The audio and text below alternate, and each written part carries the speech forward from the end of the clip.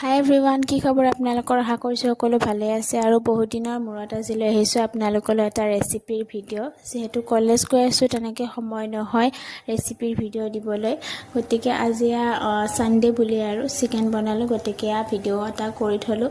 ইমাননো কি দেখাম আৰু, যিহেতু চবে জানে চিকেন বনাবলৈ, মইনো আৰু কি বেলেগকৈ বনাম, চিম্পুলকৈ বনাওঁ যিহেতু। সেয়া আৰু অলপ ভিডিঅ' কৰি থলোঁ। আৰু পিঁয়াজ জলকীয়া ধুনীয়াকৈ মই ভাজি কৰি বিলাহী চিলাহীও কাটি দি দিলোঁ, লগতে মাংসখিনিও বহাই দিলোঁ। দিয়াৰ পিছত শুকান যিখিনি মছলা আৰু ধুনীয়াকৈ একলগ কৰি মানে ধুনীয়াকৈ এড কৰিছোঁ। তাৰপিছতে দিয়াৰ পিছতে আকৌ আদা নহৰু চব দি দিলোঁ।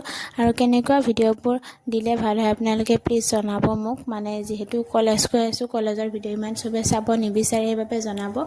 আৰু যদি ভাল পায় ভিডিঅ'বোৰ চাই তেন্তে ছাবস্ক্ৰাইবো কৰি ল'ব।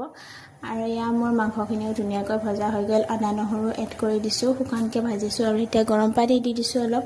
গৰম পানী দিয়াৰ পিছতে আৰু অলম'ষ্ট চিকেন আমাৰ ৰেডি হৈ গ'ল। ছানডে স্পেচিয়েল চিকেন মই বনালোঁ। তাৰপিছত হৈ গ'ল আৰু আজিলৈ ইমানে। Bye bye. আকৌ এটা